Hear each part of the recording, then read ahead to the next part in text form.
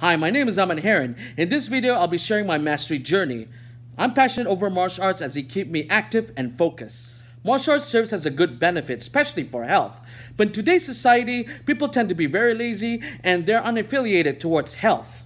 I guess it's due to their addictions towards video games. But hey, don't get me wrong. I consider myself a victim as I'm addicted to video games as well. Somehow, video games gives me inspiration as well, particularly with the titles such as Street Fighter, Mortal Kombat, Devil May Cry, Final Fantasy, Kingdom Hearts, and to name a few. After touching these games, I suddenly had an idea. Why not integrate my martial arts skills and knowledge into video games? Well, it is possible after all. Such genres like fighting games, action-adventure, role-playing games, and so on are all involved in martial arts. How am I going to make video games beneficial for health? By implementing martial arts into a virtual reality, first-person Wing Chun fist game where you can block, throw your fists around to defend yourself against the flying objects. Such integration is possible. For instance, according to the book The Mastery by Robert Greene, Yoki Masuoka dedicated her life working on a prosthetic hand. Her intentions was to create a robotic hand that could react and function similarly to a human hand. She was so invested in her research, browsing all sorts of scientific research she could find in order to enhance it. Such integrity from Matsuoka caught my attention that I would definitely like to follow her steps, and astonishingly, it worked like a charm.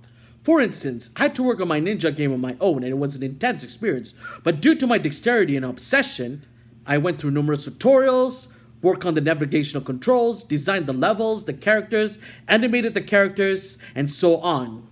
Finally, the game ran smoothly and I managed to complete it within the deadline. Integrity and passion are the primary essentials for success. According to the book by Robert Greene, The Mastery, occupying the perfect niche is a prime example to get your body pumping in order to create a sophisticated tool. It's all about believing in yourselves and do what you love. How do we know such method is applicable? We must conduct experiments to ensure its possibilities. How do we fulfill such purposes? Practice. Practice makes perfect, as well as research and go through tutorials. Additionally, we have to dedicate ourselves to fulfill that goal. 7 deadly realities refers to as the most intimidating and it could destroy us. Firstly, envy reflects on a person who feels threatened towards you due to inferiority. That person will try any means necessary to get close to you, pretending to be friendly, and then stab you from behind for satisfaction.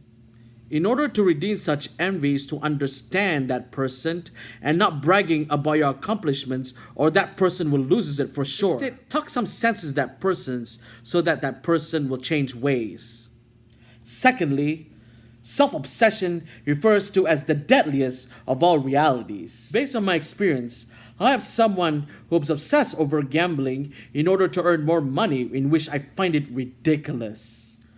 Thus, he started picking on me because I was terrible in playing cards. Due to his gambling habits, I started losing money that I had to put my foot down and we parted ways. Such act was considered selfish, particularly when he kept harassing me to gamble with him, in which I wasn't good at.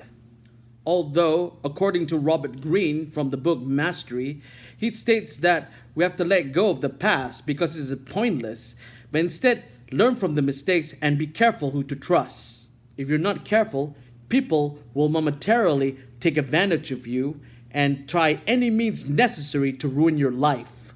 My advice is to ignore such person and have an alone time. Having an alone time means do what calms you down, like playing video games, go to the movies, go on vacation, read a book, and all kinds of activities that can clear your mind off. As for me, I like to create things just to clear off my mind. My best advice, get a hobby. And if the hobby intrigues you and you want to bring up the notch, do it.